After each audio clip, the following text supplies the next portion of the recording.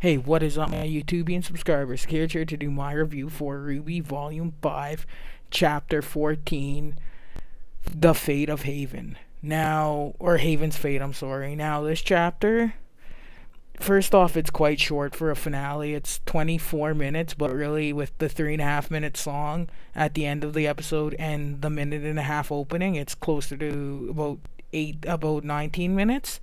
That being said, and we still got a lot to do. Like, we had to take down Hazel. Mercury and Emerald still haven't taken many hits. We had to the Yang Raven stuff needed to happen. Leo Lionheart needed to happen. Like, we had a lot to cover in like 15 minutes, and so the chapter really is, it's a good chapter, don't get me wrong. It's a decent chapter, but would have liked it to be a little bit longer. I'm a little bit disappointed with the resolution, and overall this volume has just been a disappointment to me, especially coming off such a strong start. Like, I liked the first 4 episodes of the volume, really lots, and then after that you had things like Known by Her Song or Known by Its Song, where you had basically no new information and a bunch of old information being told to Yang. And yeah, it was just overall really a bad volume. Weakest volume of RWBY. Yes, I'll say that right now. It's the weakest RWBY volume. It had, like, volume 3 had its issues, volume 4 had its issues, volume 1 and 2 had it. Like, volume 1 was just an introductory, essentially.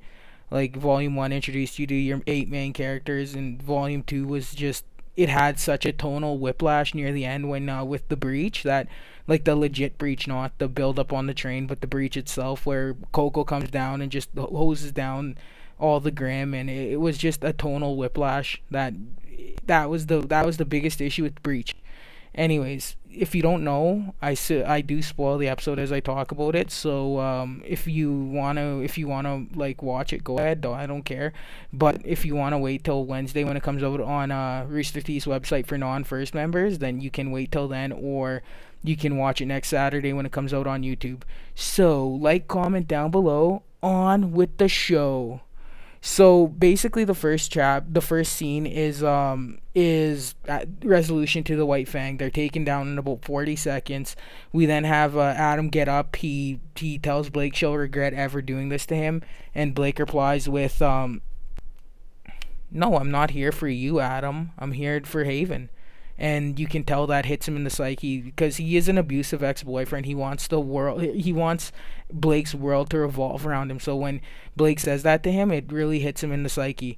We then have Sun show up, and he because they're arguing, right? So Sun shows up, and he's like, for a guy who says he's powerful, who's made a lot of friends, there aren't many here with you. And then we get a jump cut to like the 4 or 5 other Faunus that were with him being arrested. And then he attacks Sun. Sun defends himself, and Adam is actually very powerful still. Like, Sun gets knocked back a bit, and then Adam uses the space to run away. And as Sun's about to chase after him, Blake yells at Sun to stop. And Sun's like, "Why should we stop? We have him on the run. We can take him." And Blake's like, Nah, bro, we can't take him." And that's essentially what happens. Is it's still disappointing, don't get me wrong. Mook leveling Adam in the last chapter with the little boom was like, it's a joke. But he does have potential. Like, he still has potential to come back in volume 6, 7, 8, 9, 10, wherever, and be. He doesn't need to be the spite of Blake anymore. He needs to be the wrath of Yang. Now that Blake's overcome him, it's now this Adam is Blake's villain. Adam used to be Blake's villain. Now he's Yang's villain. And yeah. So then we jump cut in to the school. Now, first off, they refuse to animate the transformation between Raven and Crow and their bird forms.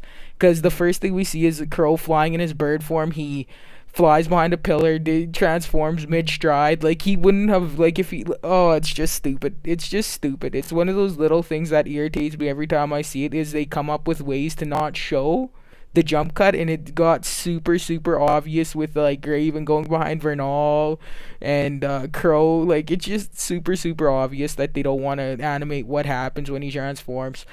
We then have Juniper, and Juniper's exhausted. Well, yeah, well, obviously Jean's relatively okay. He hasn't been fighting all that much, and he has a monstrous level of aura, so he's relatively okay still. But Ren and Nora are exhausted. They're like, this guy is really really like his aura is regenerating at such a high rate. It's not normal. And then Crow's like, well, it's just sheer willpower at this point that's letting him do all this. And then frickin' Osmond cuts in and is like, we just gotta keep hit him harder and harder and harder until he'll eventually break. His aura's eventually gonna give, and then and then all the dust he's been injecting will hit him like a. He'll be done. If his aura had broken before the end of this chapter, he would have been done because his aura, the dust he's been injecting would have just put him on his ass just due to the sheer pain. Now, as this is happening, Mercury and Emerald are fighting Weiss and RWBY, and actually it's Hazel. They shouldn't have won this fight. It was Hazel, Mercury, Emerald, and Leonardo all on Weiss and RWBY, but RWBY isn't really doing much. It's really just Weiss's Lancer Grim, and what happens is essentially Hazel takes down the Lancer Grim, and then as he takes down the Lancer Grim, Blake flies in from outside, slams into Hazel, jumps off of him, lands between RWBY and Weiss, and then RWBY's like, checkmate, and the two attack Hazel, or at least that's what it looks like, but we jump cut away. We don't see oh my god. This is what's irritating me, is that we don't actually see the fight between Hazel and RWBY at all, or Hazel and Weiss, I should say Weiss and Blake, because RWBY didn't look like RWBY was involved, because they immediately, as soon as she says checkmate, she turns around, shoots Leonardo Lionheart, and then Leo's like, fuck this, I'm done, and then runs away. And then we jump cut down to the vault. Now here's where it gets interesting, because this is my biggest fear for this episode. I was worried that A, Cinder was going to come back and immediately kill Raven. B, this is a talk that should have happened in chapter 6, essentially. This is a much needed talk, because Known by Its Song was one of the weakest episodes of all time in RWBY. We learned one thing new, and then Raven reiterated to Weiss and Yang everything that a much needed talk. In fact, less, because RWBY at this point, Team Juniper and Team RWBY know a little bit more, because it's irritating.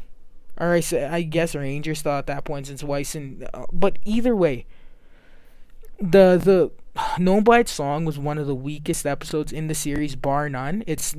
Obviously it's not as bad as chapter 12, chapter 13, or chapter 11, but it's up there just for the sheer lack of content in that episode. Like, here's the thing, there's episodes in this volume that can just be gone. The reunition of Team RWBY and Team Juniper could have been gone. Could have been ripped out. That's 10 more minutes they could have used for exposition on things that needed to happen instead of them screwing around. Which is good, because they're still kids, but not when we're dealing with the fall of Haven, potentially. And the fact that it took Cinder, it's just really, really, like, I get that that Leo's been helping, so obviously the fall of Haven would happen a lot faster than Beacon, but it's just irritating to me that we got some filler episodes in a volume that didn't need filler episodes. Anyways, on with the show. Raven essentially, immediately we get confirmation that, first off, Raven was 30 plus minimum.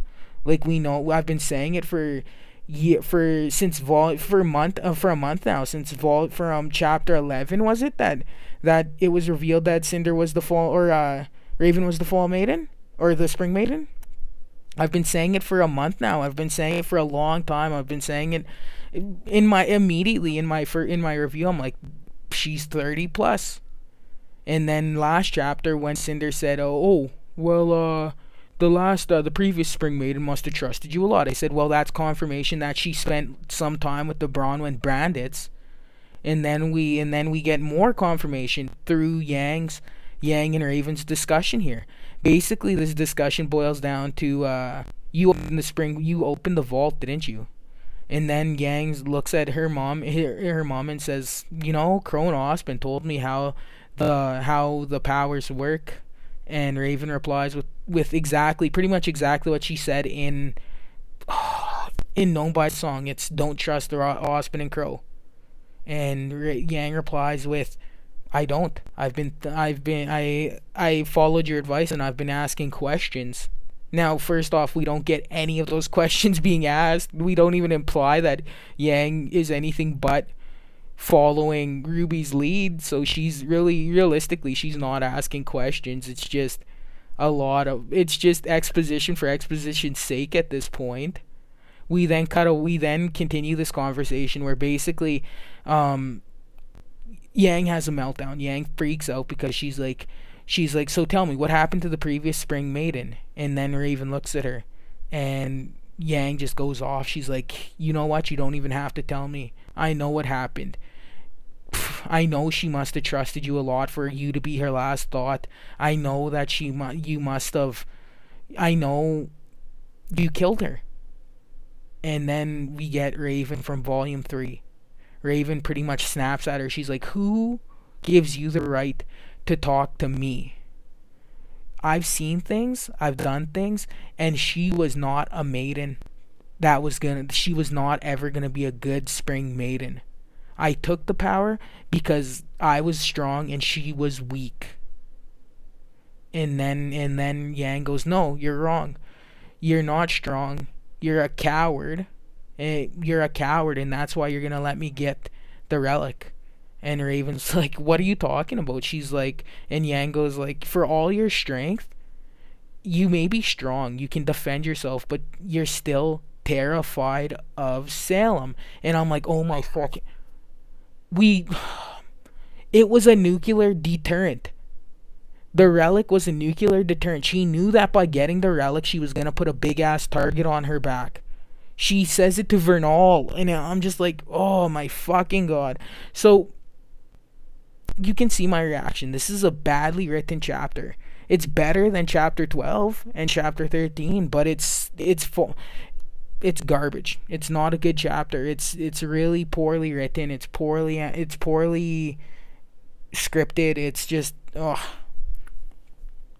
And yeah, so Raven's like, "Yang, you don't know what you're gonna." Yeah, Raven's the first one to break down. Actually, she confirms that she's gonna let Yang get the relic because she is terrified of being that big of a target for Salem. We then have her basically say, "Yang, you don't know what you're getting into with this. You don't know the war you're about to join." And she's like, "Yeah, I know, but I'll still stand here because as scared as I am, I'm gonna fight." And then Raven birds out and leaves. We then cut away to Ruby and Juniper, Hazel, Leo, and we cut away to Leo first, I should say. Leonardo goes into his office, and as he's digging around his desk, we hear Salem, and she asks what he's doing, and he's like, "Cinder screwed up the plan. Cinder caused all this to happen. Cinder made the mistake. She let her emotions get the better for us, and we're not getting the relic. There's police, there's Huntsman, there's Crow and his students, there's Osmond. Everyone's here. We're not going to get it." And as this is happening, the Seer Grim basically attacks. The Seer Grim attacks Leo. He begs for her to not do this. He could still be useful, and she kills him. Now, to me, this makes complete sense. I would never trust a traitor personally. The guy's a traitor. The guy's a coward. So the minute something stronger or perceived to be stronger comes up, he's gonna betray her. So yeah, her killing Leo makes complete sense in the context of the show with how she's been portrayed. It makes complete and utter sense. We then cut away to Ruby and Juniper, who are still fighting Hazel and frickin' Mercury and Emerald. Now, here's another issue, okay? First off, they've all but confirmed that fucking Emerald's a lesbian for Cinder. They've all but confirmed that she has more than platonic feelings or more than subordinate feelings for Cinder. So I'm okay with that. That's fine by me. It's kind of funny that, and then but whatever, because Ruby tries to talk down Hazel and Mercury and Emerald. She's like, it's over. None of you guys aren't escaping. And it looks like immediately Mercury's like, yeah, okay, yeah, we're done. And he's like, we gotta go. But Emerald isn't having any of that. Emerald's like, you're wrong. Cinder's down in the vault. She's gonna come up with a relic, and then she's gonna wipe you all out. And then we hear the elevator, and as the elevator rises, you see Yang instead of Cinder, and it's confirmed. Basically, the relic is a genie lantern. Essentially, it's a lantern, and she's holding the lantern. And Emerald breaks down. Emerald realizes that something happened to Cinder down in the vault, and she absolutely freaks out. She has one of the strongest she has the strongest lash out of her semblance ever, whammying not just one person. Like we in volume 3, she's like, I can get one person, but 2, 3, that's exhausting. No, she whammied all of Team RWBY, 4 people there. Team Juniper, 3 people there. That's 7 people right there, right then. She whammies Crow, 8, and Ozpin, 9. And the whammy is essentially what happens is she creates an illusion of Salem. It's the shot from the opening where the giant ass version of Salem is in Haven Academy, and it comes down and attacks. Now it's a jump scare. It's unlike the Crow and unlike the Yang versus Mercury, which was directly ripped from the opening, and the Nora and Ren versus Hazel, which was directly ripped from the opening. This was however just a scary ass version of Salem, warped facial features. She charges them immediately, and everyone freezes up there. And when the illusion drops, Nora's like, what the fuck was that? And Ozpin says that was Salem. An illusion of her, but very, very accurate. And I'm like, yes! Juniper, RWBY finally know what they're fighting, what type of war they've gotten into at this point, which I'm super happy about. Like, it's been 2 volumes since volume 3, and they're just learning about what Salem looks like right now, and I'm like, yes, yes, yes, yes, yes! It was awesome. It was a really good scene. It does lead credence to the people who are saying that semblances evolve over time, that they get stronger and they change somewhat over time, because yeah, like I was saying, that was easily, not only was it one of the strongest versions of her semblance, but the fact that she warped everyone's perception of what was going, like the room changes colors essentially. It warps into the Grimland type of color scheme as this is happening. So she warped everything about Haven Academy when she did that.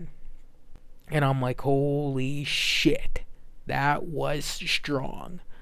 But it also leaves me with a question. Why didn't Mercury, if she whammied them all, why didn't Mercury, why didn't Hazel, why didn't one of them go and knock down Yang and grab the freaking relic? They were clearly invisible because of the illusion, so Yang would not have seen it coming. Why didn't they do that? I know it would have been a kind of a rush, but you have a guy who can literally outrun lightning here. You have a guy and that goes for Emerald too, but she was unconscious after using that much power. So it might also lead credence to maybe the Fall Maiden power went into to Emerald and we just didn't see it transfer. That being said, if they did that shit, I'd be mad, because we don't know. At the end of the episode, we don't know what happened to Cinder. She's probably alive. I imagine she's alive, but I'm just terrified that we're gonna have another Oscar Pine situation where across the volume, as they go to Atlas, we get jump cuts to Oscar Pine, and I'm like, oh my god, that better not be what happens. Of course, Watts is probably gonna be the villain of that arc, because he's a former Atlesian military scientist and doctor. So I imagine he's gonna be the one. But and Tyrion, I just don't. I see Tyrion more as a physical threat than he ever is as a mental threat. Like I think that when we're dealing with a big ass military, that eventually, yeah, Tyrion is gonna need to. Tyrion's just gonna take a back seat for Watts, for Hazel, the smarter characters. Anyways, back onto it. So we then jump cut away from Team Ruby and Juniper into the forest where Hazel has Emerald over his shoulder unconscious, and yeah, Mercury, they're running, and Adam sees them running, and that's that for the villains. They're all taken out without really being taken out. Adam didn't fight no one. Mercury and Emerald were still in fighting condition before that happened, before they left, before at least Emerald, before she used her illusion. Mercury was still in fighting form. Hazel was still in fighting form, although he was being overwhelmed by like 7 or 8 people, so he was eventually gonna fall. So, but really, and then we cut back to Team Ruby, Team Juniper, Crow, and Osmond. Now, as immediately Mama Belladonna and Gira run in, and they run and hug Blake. They're like, what's happening? And then Ilya pretty much confirms that Adam just depowered himself by running away. Adam pretty much made it so no Faunus, no none of the White Fang, or only his most loyal followers will follow him now. And yeah, Gira confirms. He's like, well, it's time to start up a new White Fang, or at least a new organization that seeks to better the human Faunus relationship.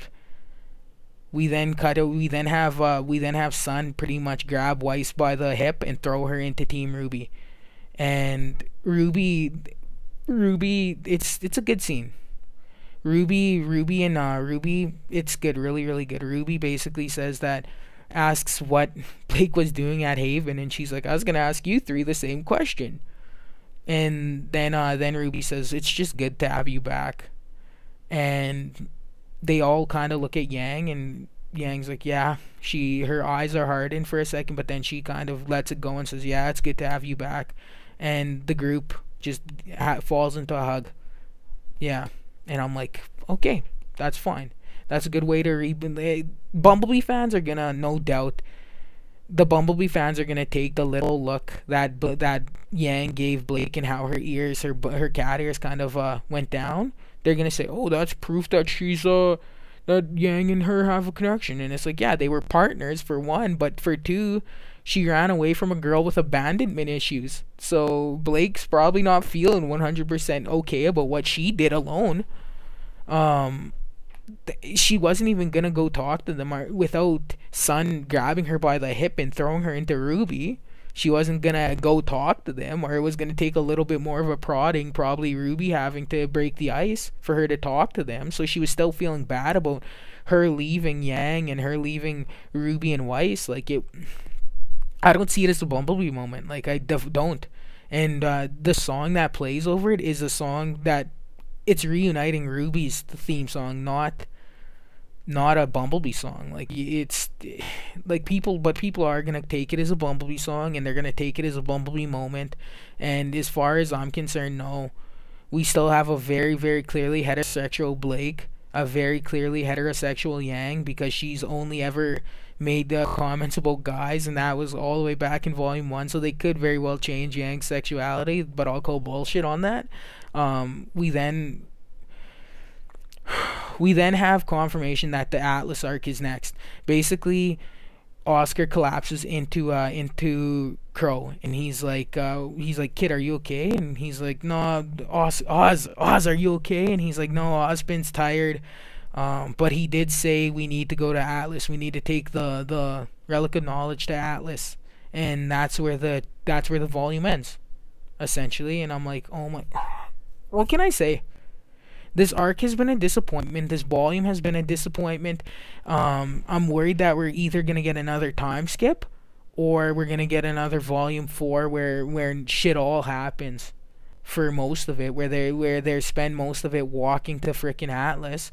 What about the lockdown borders? Would Atlas, at least Ironwood doesn't like Crow, so why would he let him into Atlas? We've already I wanted them to go to Vacuo next because it seemed to make the most sense. to me. Vacuo was the place they were gonna go because by the time Vacuo ended, the threat of the White Fang would have been mitigated by Gear's interference, and with the White Fang, and the threat of the Spring Maiden would be gone. The threat of Cinder would be gone because Cinder's dead. I'm hoping Cinder's dead because there's no frickin' way without freaking Aura she should have survived getting frozen from the inside out. Again, but she survived getting half her face. Well, it looks like it just was like her eye was ripped out. But still, she survived having her arm torn off and half her face. So you never know with these writers. They can just do anything really, and most of the plebs would just eat it up. I'm calling bullshit if Cinder comes back though, because yeah, I think she should have died to Raven. I do think that that was the logical end to her story. She let herself get caught one too many times. It happened with the Pyrrha fight when Pyrrha was able to knock down all those cogs on her. It happened in the Jean fight when Jean nearly killed her because Ruby attacked her from behind, and then it happened when she's fighting someone who she shouldn't have let herself get opened up to. So I'm hoping Cinder's dead. I don't really like Cinder as a character. I don't really think she's a good villain. I think they need to go on from Cinder now because Cinder as a threat the biggest threat Cinder poses is the fact that she's the Fall Maiden. That's it. The fact that once we get to the point where one of our main cast become a maiden, she's done. Like we've seen it. She's been a mid-tier fighter at best. Even with half of the Fall Maiden power, she wasn't no match for Glinda Goodwitch. We seen that she was no match for Crow Bronwyn, and we seen that when the playing field was even, she was no match for Raven Bronwyn. The only people Cinder has beaten are student level characters. And even then, she let herself get caught by frickin' Pyranicos. And when she fought Ruby in the CCT, Ruby was wearing heels she could barely walk in. So I'm hoping Cinder's gone. I really think I would have liked for... Here's the thing. I would have liked for Jean to be the one to take out Cinder. But the maidens are so much more powerful than irregular characters that it's not a close fight anymore. Our main characters need to become maidens, or else the power scale, they can't compete with the upper echelon. I'm just irritated, really, really irritated that they didn't show what happened to Cinder. The final cut, the post credit scene was really just a trailer for Nomad of Nowhere, and then we got a cut of Tai Yang, who apparently Raven went to Tai Yang to watch him, and that's it. So nothing really happened there. We got a sequel to From Shadows. From Shadows, it's a decent song. It's called the song is called This Time, aka, but in parentheses it's from Shadows Part 2 in the end credit scene anyway. Yeah. As you can tell, I started off this volume just really feeling it. I thought that this was going to be the strongest volume of RWBY. I thought that this was the volume that should have been the time skip. That they should have started the time skip with RWBY Volume 5. And oh my god, was I wrong. Really, really disappointed. The plot twist with Raven was fucking stupid as hell. The plebs, the people who just who suck Rooster Teeth's dick are gonna be like, yeah, that was an amazing plot twist, even though there's no foreshadowing for it. And I challenge you, show me one scene of foreshadowing for Raven becoming the Spring Maiden. Show me, tell me, I'll go check it out. Because every time someone says something, I can reply with, well, Raven wasn't wearing her mask here, but was using her powers. And then people are like, well, she moved her hand in one scene. It's a stupid fucking plot twist that shouldn't have been done. They should have kept Vernal as the Spring Maiden. What they could have done is had Vernal and Raven 2v1 frickin' Cinder, with Raven being the aggressor using her sword skills. Because the Maiden powers don't amplify fighting abilities. They amplify power. They give you a set of powers that control the elements. So Raven still would have been just as good of a sword fighter. And yeah, and then have Vernal constantly be firing in at Cinder to interrupt her from killing Raven using just sheer power. And then, but end of story. It was a bad fucking plot twist. You have Osmond possessing fucking Oscar. You have the revelation that they killed Pierre Nikos for little more than the fact that they didn't want to make Glinda Goodwitch the fucking Fall Maiden. There's just so much wrong with this chapter, this volume. You have pretty much chapter 6 to chapter 11 be fucking worthless in the long run. You have Blake's storyline, which is fucking shit, because you introduce Mama Belladonna and Gira Belladonna, and the fact that Menagerie isn't a horrible, horrible place to live. I'm sorry, but Paul Zion did it right. Menagerie is a shithole in Paul Zion's Tomorrow Never Again. Go read that. Paul, it's completely overpopulated. The village, while it's still just as good, is not. They salted like fucking Carthage. Paul Zion had John Ark's family salt the ground of Menagerie. That's how fucking, like, I'm sorry, but Menagerie isn't a horrible place to live. Blake's storyline was one of the weakest. Oh my god. Anyways, weak volume. I'll probably do my overall thoughts in a couple of days. I want to rewatch all of RWBY Volume 5 before I do my my full RWBY Volume 5 reviews. Mediocrity. If you're watching this and you guys are looking for someone to join the RWBY podcast, hit me up, yo.